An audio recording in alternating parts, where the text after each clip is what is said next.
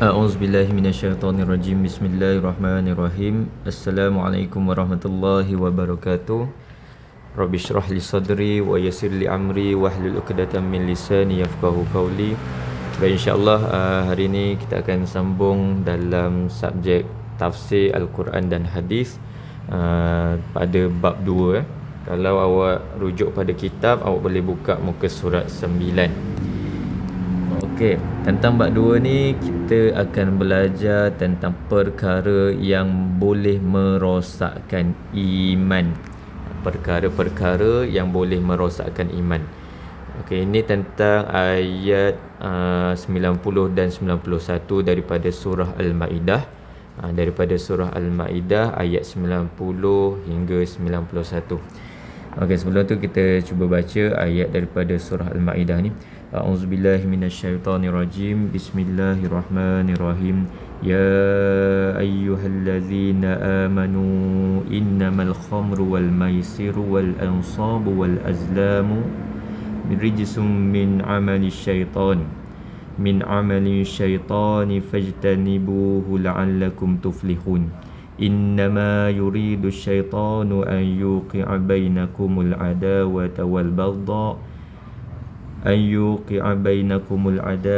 baghdha fil khamri wal maisiri wa yasuddakum an dzikrillahi wa anis salah fahal antum muntahun. Sadaqallahul azim. Okey, artinya, wahai orang yang beriman, bahawa sesungguhnya arak dan judi dan pemujaan berhala dan mengundi nasib dengan batang anak panah adalah kotor, yakni keji dari perbuatan syaitan. Oleh itu hendaklah kamu menjauhinya supaya kamu berjaya. Ayat 91. Sesungguhnya syaitan itu adalah bermaksud mahu menimbulkan permusuhan dan kebencian di antara kamu dengan sebab arak dan judi, dan mahu memalingkan kamu daripada mengingati Allah dan daripada mengerjakan solat. Oleh itu, mahukah kamu berhenti daripada melakukan perkara-perkara yang keji dan kotor itu, atau kamu masih berdegil? Jadi dua ayat ni daripada surah Al-Maidah ayat 90 dan 91, Allah sebut tentang beberapa perkara yang boleh merosakkan iman. Okey, sebelum kita pergi kepada sebab turun ayat, kita lihat dulu pada makna perkataan. Pada kitab awak boleh lihat muka surat 10. Untuk dalam slide ni dia hanya tontonkan ataupun paparkan 6 saja daripada ayat tersebut. Okey, kita tengok 6 perkataan. Yang pertama, innamal khamru. Yang ni awak kena ingat, khamru artinya arak. Khamru artinya arak. Innamal khamru, bahawa sesungguhnya arak. Kalau awak tak dapat ingat semua perkataan tersebut, awak dapat ingat perkataan khamru, arak, itu pun dah membantulah awak untuk jawab soalan.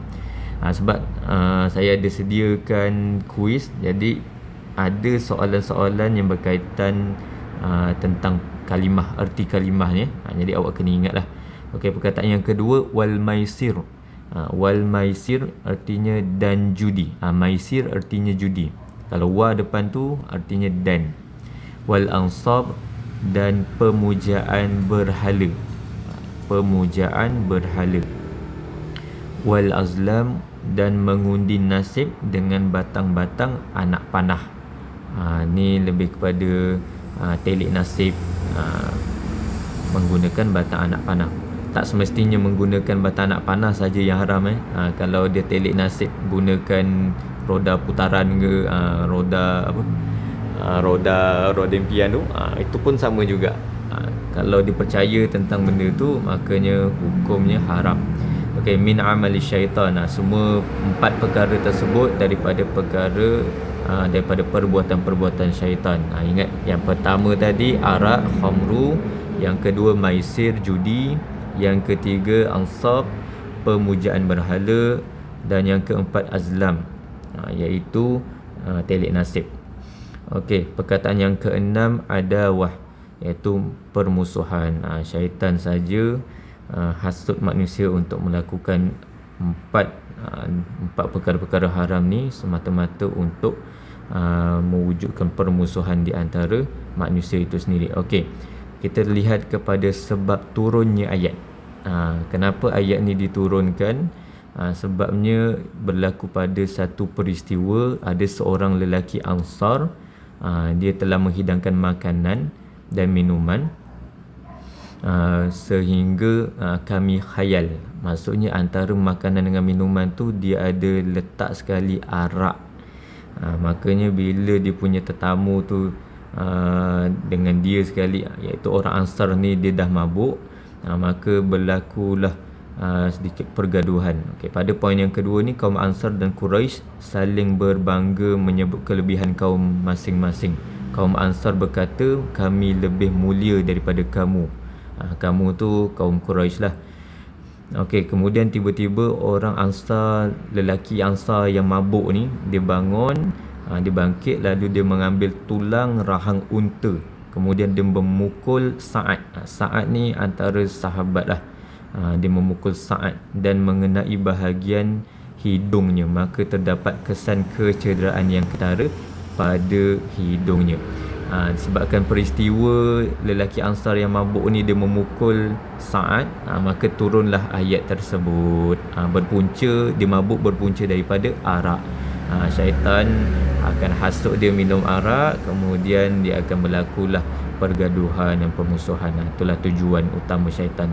Okey, 4 perbuatan yang diharamkan dalam Islam dan mendatangkan banyak kemudaratan. Kemudaratan ni maksudnya banyak benda-benda buruk lah, banyak kesan-kesan buruk. Yang pertama tadi arak, punca arak. Okey, semua arak ni apa? Semua jenis minuman yang memabukkan, yang menghilangkan akal. Bila hilang akal, maka dia akan mudah untuk buat dosa-dosa yang lain. Okey, perkara yang kedua iaitu judi, permainan atau perlawanan yang membabitkan pertaruhan. Membabitkan pertaruhan, ada risiko dia kalau menang dia untung, kalau dia kalah dia rugi. Dia bertaruh duit, ataupun kalau tak bertaruh duit, apa-apa sekalipun yang menyebabkan dia rugi, maka tu juga dikenali sebagai judi. Okey, contohlah dia beli nombor cabutan bertuah. Beli nombor cabutan bertuah tu, kemudian tak dapat pula hadiah cabutan bertuah. Tu pun boleh dikira sebagai judi juga. Okey, perkara yang ketiga, pemujaan berhala. Pemujaan berhala iaitu batu yang dipuja dan disembah oleh masyarakat jahiliah dengan mengorbankan binatang sembelihan untuknya. Dan yang keempat, mengundi nasib dengan batang anak-anak panah. Mengundi nasib, bekas atau tempat yang diletakkan padanya batu-batu atau anak panah. Ini cara orang jahiliah zaman dululah undi nasib, untuk tahu dia punya nasib pada hari tersebut. Kalau baik, makanya dia akan keluarlah pergi bekerja, buat aktiviti. Kalau tiba-tiba nasib hari tersebut anak panah tu kena pada buruk, maka dia tak akan keluar daripada rumah untuk melakukan pekerjaan. Okey, kalau kita nisbahkan pada hari ni, dia tak semestinya menggunakan batang anak panah. Dia boleh juga menggunakan apa-apa yang lain yang menyebabkan kita ni percaya pada benda yang tak pasti. Itu boleh dikategorikan sebagai perkara yang boleh merosakkan iman. Wallahu a'lam bissawab. Nauzubillah min zalik. InsyaAllah saya akan sediakan kuis. Diharapkan awak boleh jawab kuis tersebut. Wabillahi taufiq wal hidayah. Wassalamualaikum warahmatullahi wabarakatuh.